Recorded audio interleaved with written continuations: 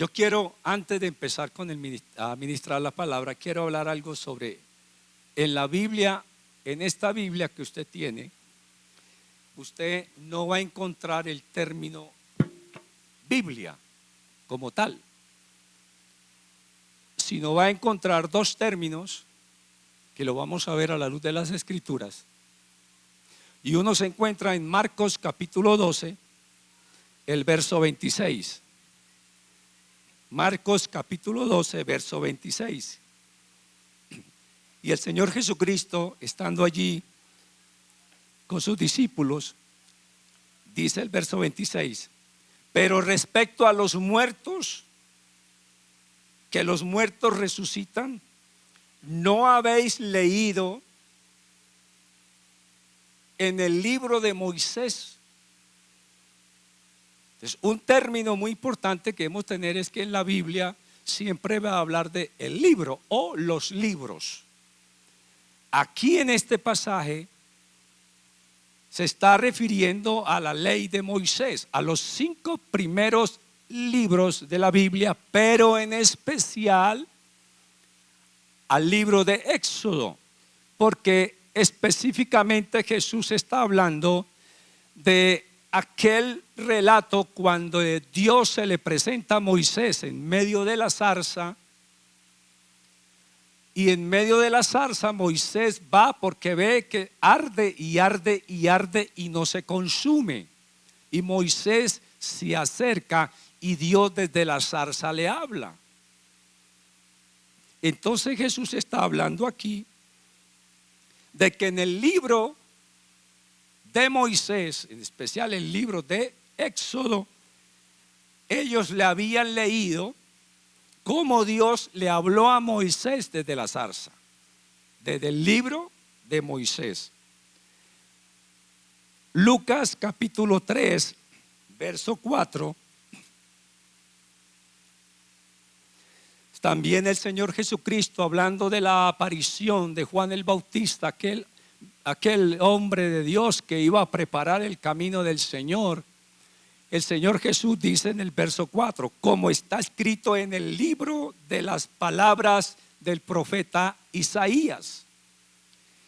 Y en Lucas capítulo 20,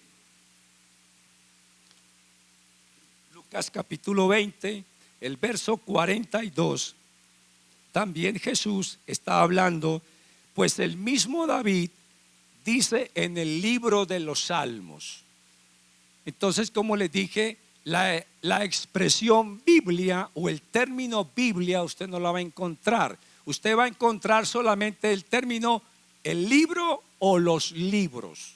También otro término que usted va a encontrar allí, Mateo 21, va a encontrar otro término refiriéndose a la Biblia.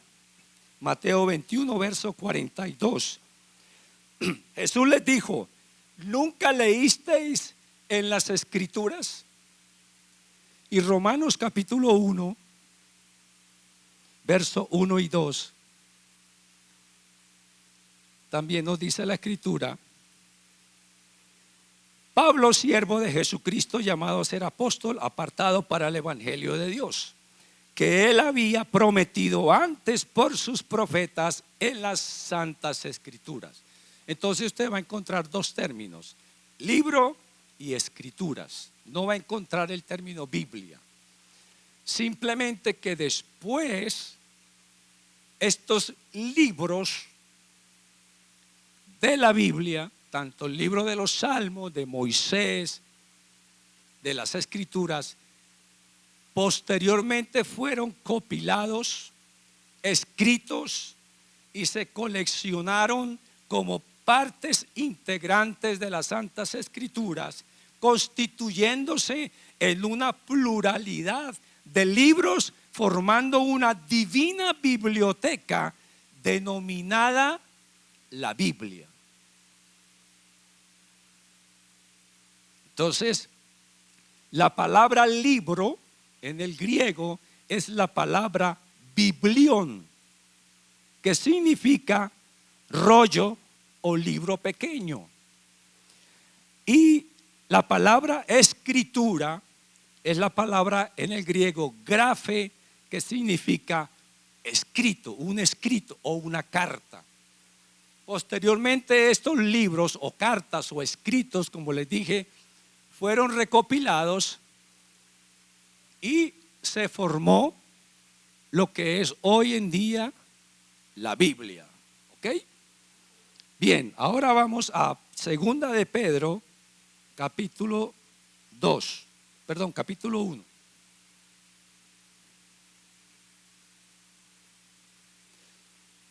Y vamos entonces a estudiar esta palabra.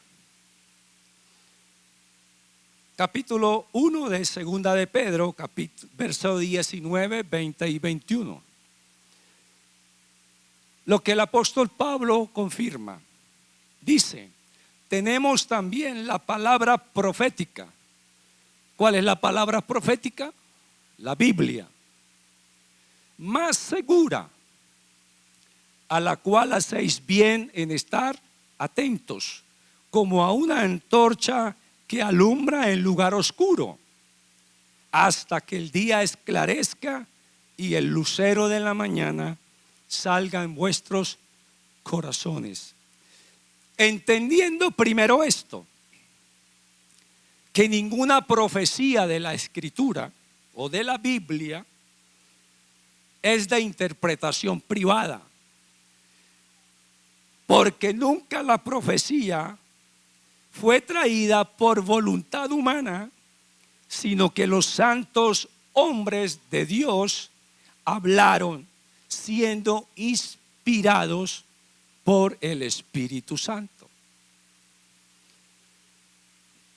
El verso 19 dice, tenemos la palabra profética más segura.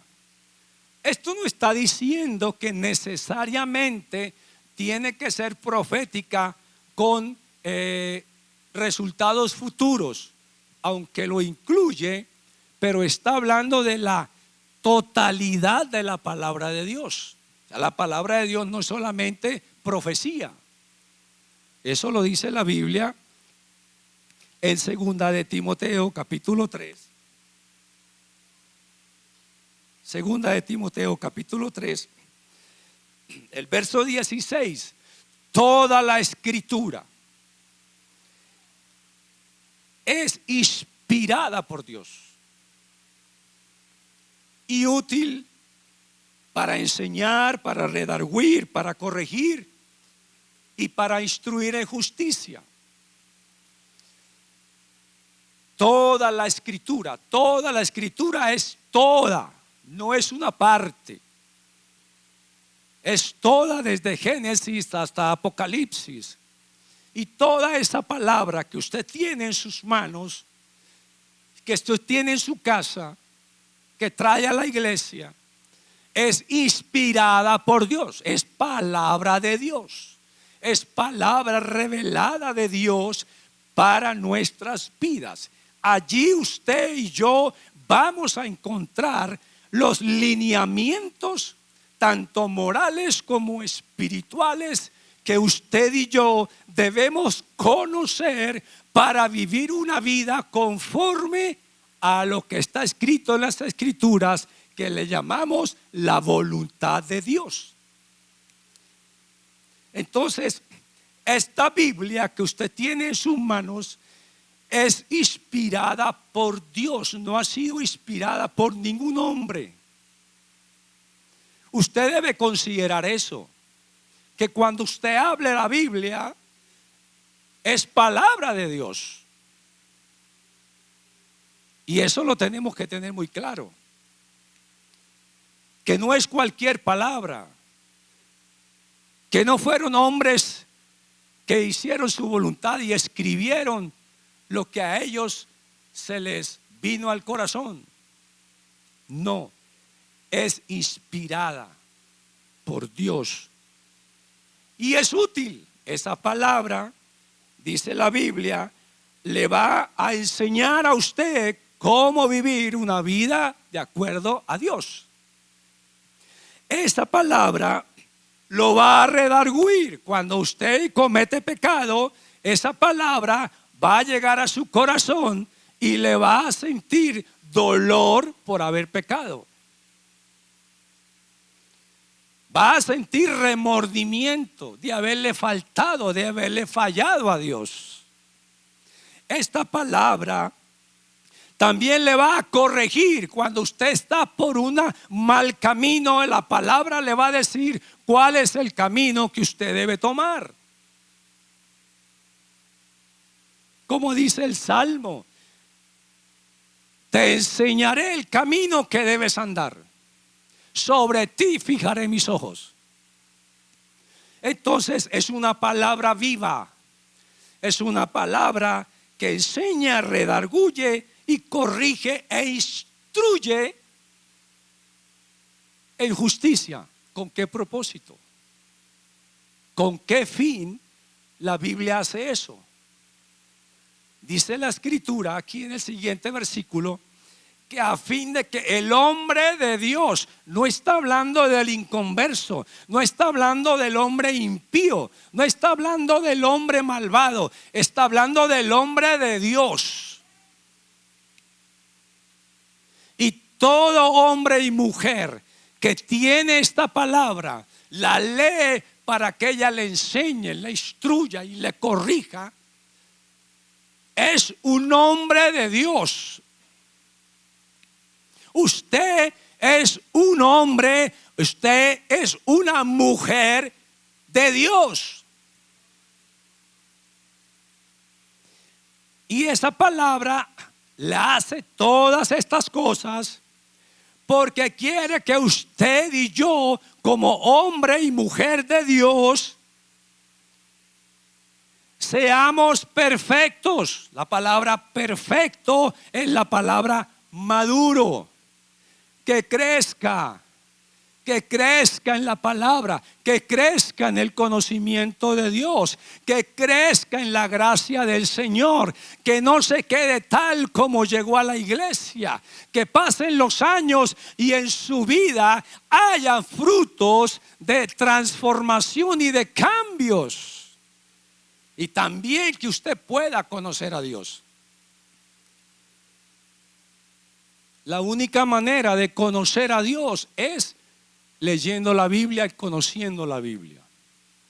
Entonces Dios quiere que usted sea maduro. Entonces Dios quiere que usted crezca. Entonces Dios quiere que usted se llene del conocimiento de su voluntad. Pablo oraba a la iglesia de Colosenses, y esto pido en oración, que vuestro amor abunde más y más. Y esto pido en oración, que seáis llenos del conocimiento y de la voluntad de Dios para ustedes. Pablo no pedía que las iglesias tuvieran casa. Señor, dales casa. Señor, dales dinero. Señor, dales carro. No. Pablo pedía, era por el conocimiento y el crecimiento espiritual de las iglesias. Amén. Entonces Dios quiere que estos hombres y mujeres seamos maduros, perfectos, y estemos enteramente preparados para toda buena obra. Para toda buena obra. Entonces, toda la palabra de Dios es la palabra y la voluntad de Dios revelada al hombre para que siga las instrucciones que Dios le ha dado. La palabra profética, como les dije, no se está refiriendo solamente a eventos del futuro. Tiene muchas cosas que enseñarnos la palabra de Dios. El cumplimiento de esta palabra, la palabra profética, volvamos a segunda de Pedro, el capítulo 1. El cumplimiento de esta palabra, confiable la verdad de las Escrituras. las escrituras son verdad, no son mentiras, son verdad. También la palabra, esta palabra que dice, tenemos la palabra profética más segura. En la traducción al inglés no dice segura, dice confirmada. ¿Cómo fue confirmada esta palabra? Esta palabra fue confirmada por el Señor Jesucristo a través de su muerte y su resurrección. O sea, esta palabra no quedó volando. Esta palabra tiene un sello. Esta palabra tiene una confirmación de que es verdad. Porque Jesús murió y resucitó. Eso lo dice Romanos capítulo 1. Romanos capítulo 1, el verso del 1 al 4 que leímos anteriormente. Pablo, siervo de Jesucristo, llamado a ser apóstol, apartados, tenga en cuenta esta palabra, apartado. ¿Para qué? Para el evangelio de Dios, que él había prometido antes por sus profetas en las santas escrituras, acerca de su Hijo, nuestro Señor Jesucristo, que era del linaje de David, según la carne, que fue declarado Hijo de Dios con poder, según el Espíritu de santidad, por la resurrección de los muertos. Entonces, esta palabra no está muerta. Esta palabra tiene vida. Y Jesús dijo: mis palabras, las palabras que yo les hablo a ustedes, la palabra que usted lee de la Biblia, la palabra que usted toma de la Biblia, son espíritu y son vida para usted. Así que no podemos desecharla. Son vida para nosotros. Y Jesús confirmó esta palabra a través de su muerte y su resurrección. Pedro, aquí en segunda de Pedro, habla de un suceso, alguna experiencia vivida de él con otros dos apóstoles. El capítulo 1 de segunda de Pedro, verso 16, Pedro está hablando de la experiencia que ellos vivieron allá en el monte cuando subieron con Juan y Jacobo y allí vieron a Jesús que se transformó. Y dice, allá vimos su gloria, vimos su majestad y la vimos con nuestros propios ojos. Somos testigos de lo que allí sucedió. Somos testigos de que Jesús es el Hijo de Dios.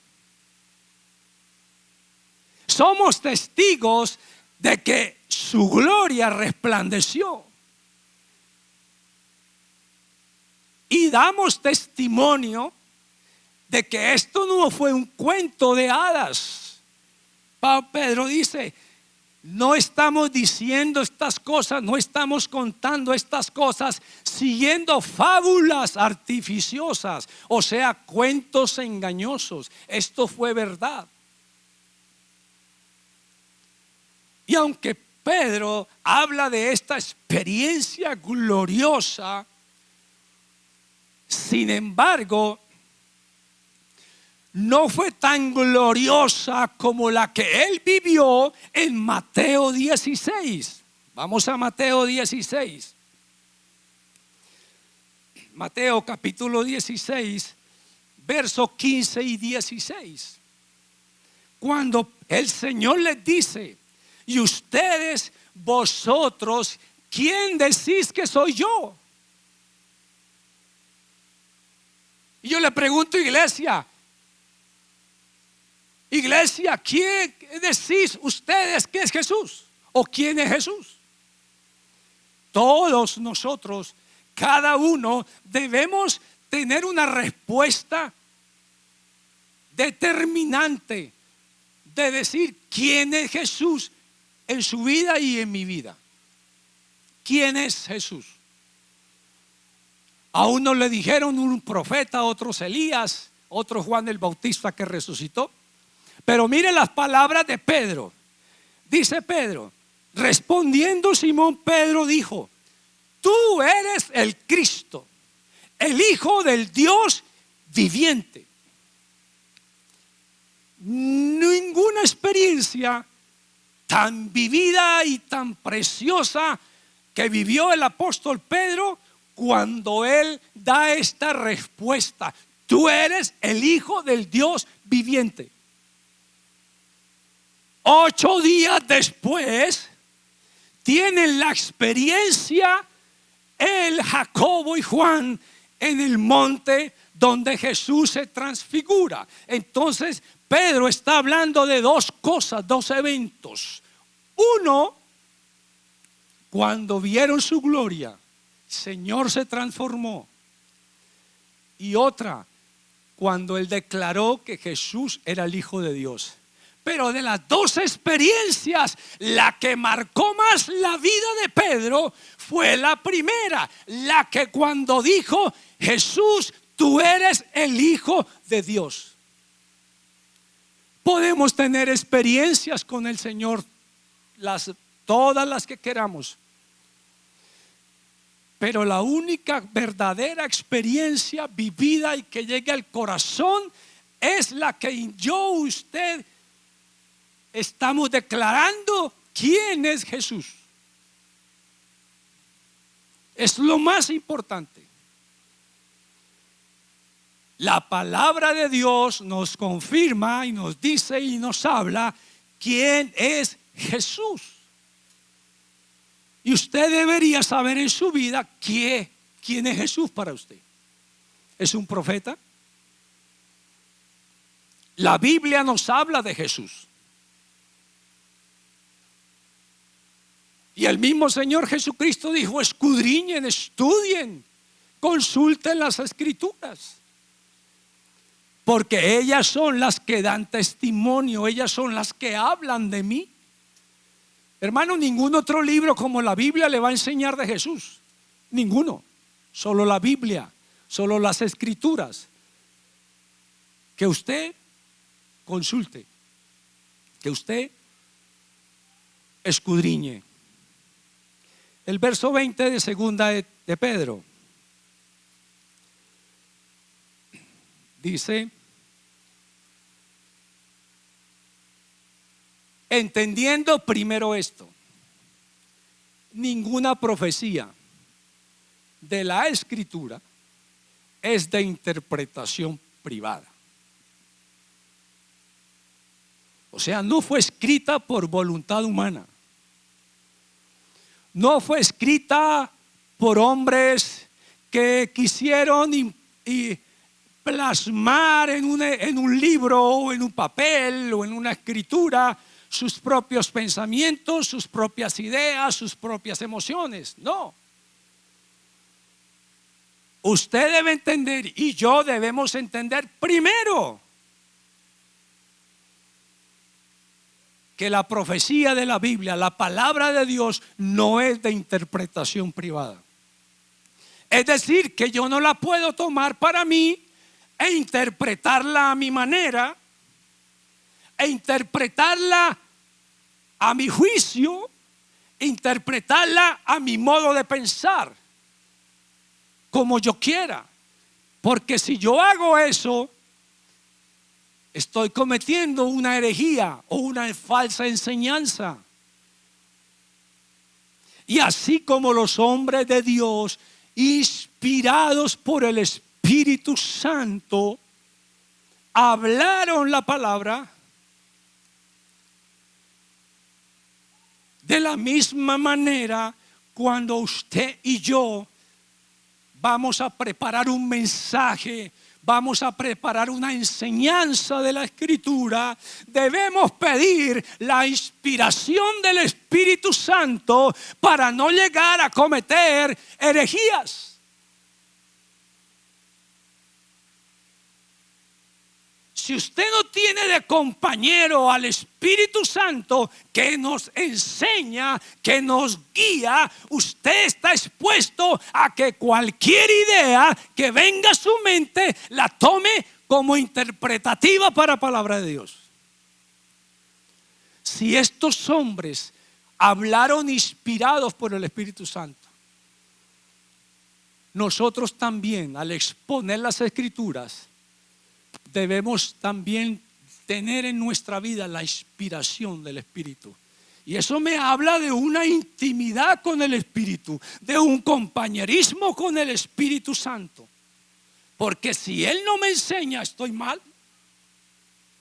Si usted hace un estudio de las Escrituras y no ora y le pide al Espíritu Santo que lo guíe, está mal. Ese no es el camino. Y la palabra de Dios nos enseña que el Espíritu Santo está con nosotros para guiarnos. Eso fue lo que Dios estableció y usted no puede ignorarlo. Entonces, no es de interpretación privada, sino que porque nunca la profecía fue traída por voluntad humana, sino que los santos hombres de Dios hablaron siendo inspirados. ¿Quiénes hablaron? Hay una característica importante. Estos hombres fueron instrumentos de Dios para hablar la palabra. Pero hay una característica importante. ¿Por qué Dios los usó? ¿Por qué Dios los tomó como instrumentos para inspirarles a ellos a través del Espíritu Santo, escribir cartas o hablar como inspiración de Dios? La palabra clave es hombres santos. Hombres santos. Hombres, la palabra santo en el griego es la palabra hagios, que es separado o apartado para un propósito. Estos hombres fueron separados por Dios, apartados por Dios para dar un mensaje. Si estos hombres no fueran apartados ni fueran separados por el mismo Dios, no hubiera sido posible estas Escrituras. Porque una de las cosas que el Espíritu Santo hace cuando inspira la palabra es encontrar hombres y mujeres santos que viven en santidad, apartados de pecado, que viven solos para Dios, que toda su vida gira alrededor de cómo hacer tu voluntad. La palabra santo entonces es separado. El sentido moral y espiritual, separado del pecado y consagrado al servicio de Dios. Y cuando Dios separa a estos hombres, cuando Dios los aparta para Él, por eso el apóstol Pablo en Romanos 1 dice: apóstol de Jesucristo separado para el evangelio de Dios. La vida de Pablo no podía ser cualquier vida. La vida de Pablo no la podía beber como, no la podía hacer o vivir como le diera la gana. Se requería santidad separación del pecado y vivir para Dios, para que el Señor pudiera utilizar ese instrumento e inspirar las escrituras por medio del Espíritu Santo. Dios le decía que tenía que escribir, Dios le decía que tenía que hablar, porque Pablo dice en la escritura claramente en varias partes que Pablo era un hombre lleno del Espíritu Santo.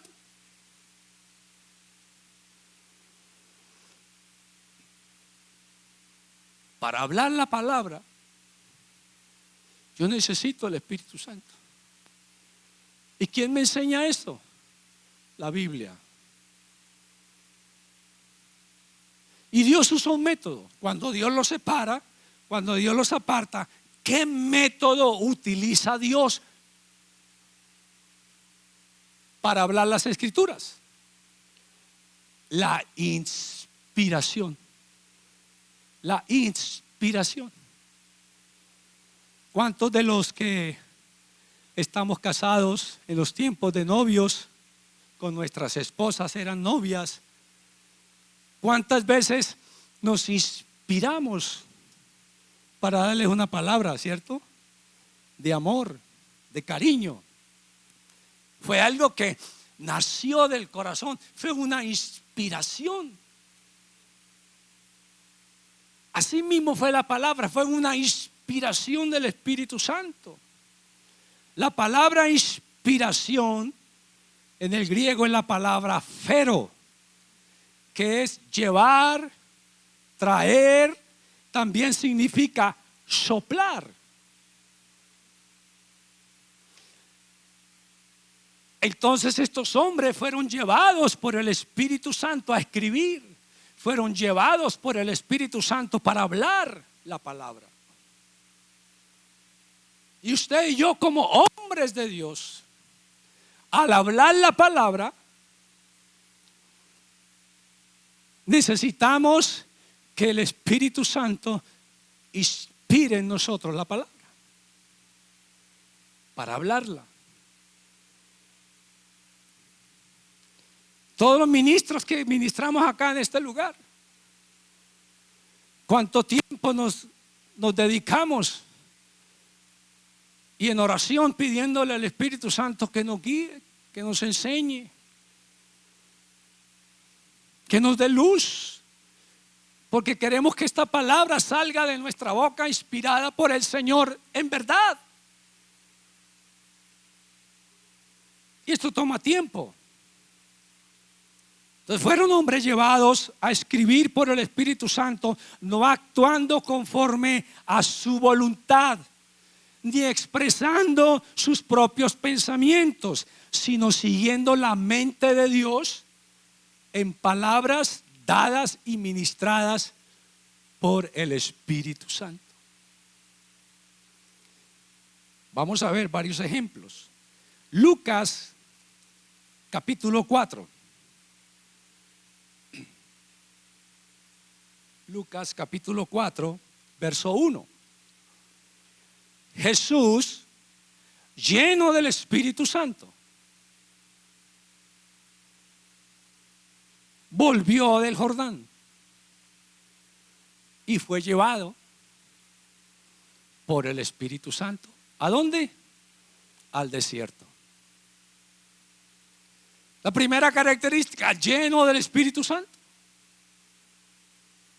Y el Espíritu Santo lo condujo de su mano al desierto. ¿Para qué? Para ayunar. Jesús empezaba un ministerio glorioso y grandioso y necesitaba ser lleno del poder de Dios. Pero ¿qué pasó allí? Satanás utilizó ese momento de ayuno para tentarlo. Cualquier tiempo de ayuno que usted vaya a tener para el Señor va a tener problemas, va a ser estorbado. Le va a dar hambre, dolor de cabeza, pereza. Algo le va a estorbar para que usted no cumpla con el propósito de ayunar. Entonces dice que fue llevado Jesús, ¿por quién? Por el Espíritu Santo. Filipenses capítulo 2, verso 13. Filipenses capítulo 2, verso 13. Porque Dios es el que en vosotros produce así el querer como el hacer. ¿Quién es el que lo hace? Dios. Dios, el Espíritu Santo. La palabra producir aquí es la palabra energeo, que es obra internamente. Dios obra en mi corazón y me lleva y me muestra el camino que debo tomar. Es algo interno, es algo de adentro, es algo donde Dios opera ese querer como el hacer. ¿Por qué? Por su buena voluntad. Juan capítulo 3.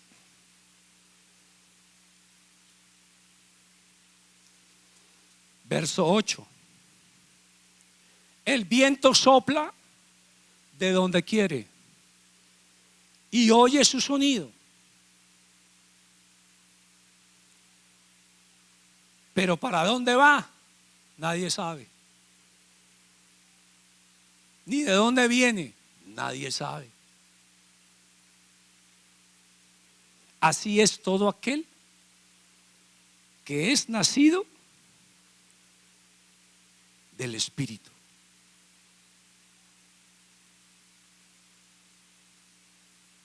Usted y yo que hemos nacido del Espíritu, siempre pidámosle al Espíritu Santo que nos guíe cada día. Y vamos a vivir experiencias que serán inolvidables para nosotros. Y vamos a vivir experiencias que siempre las vamos a recordar. El viernes en la mañana, que estábamos aquí en intercesión, la hermana Sarita nos compartió algo que ella vivió en su espíritu, que la cambió. Ella nos compartía cómo la palabra la hizo recapacitar y volver en sí en un pensamiento que ella estaba meditando y que hacía que no tuviera deseo, no tuviera ganas de venir a la iglesia, no tuviera deseo de orar. Pero cuando vino esa palabra a su corazón, inspirada por el Espíritu Santo, la movió a hacer lo que Dios quería que hiciera. Y nos dio una palabra muy bonita, ¿verdad, hermanas? Los que estuvieron con nosotros ese día. Una palabra muy bonita que nos enriqueció. Y esas son cosas, hermanos, que usted y yo debemos vivir por obra del Espíritu Santo. Pídale a Dios todos los días. Encomiéndese al Señor, al Espíritu de Dios. Dígale: Señor, guía mis pasos, guía mi caminar. A donde quiera que vaya, que no vaya porque yo quiera ir por mis propios medios, sino porque seas tú quien me lleves. Por la palabra. Por la palabra.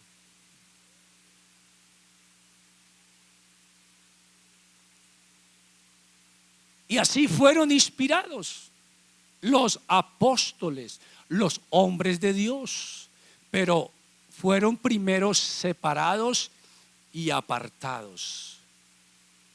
Y usted y yo somos hombres y mujeres separados y apartados por Dios para el servicio de Dios. Por lo tanto, quiere decir que usted no puede vivir en pecado.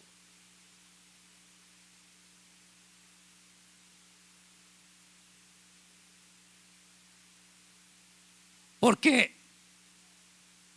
no está separado, aunque ha sido separado de Dios, pero usted no ha tenido en cuenta la palabra. Y no podemos desechar la palabra. Tenemos que tomarla para nosotros. Y la palabra nos habla de quién es Jesucristo. En todo lo antiguo, cuando habla de las escrituras, en el Nuevo Testamento, está hablando de las escrituras del Antiguo Testamento. Porque cuando se habla de las escrituras, todavía no estaban recopiladas Primera Timoteo, Segunda Timoteo, Primera, Segunda de Pedro, Primera y Segunda de Corintios, todavía no. Ellos tenían la Torá o la Tanaj, que era todo el libro del Antiguo Testamento. Palabra inspirada por Dios. Toda la escritura es inspirada por Dios, hermanos. Cuando usted lee la Biblia, Dios te está hablando. Y no podemos pasar por alto la escritura.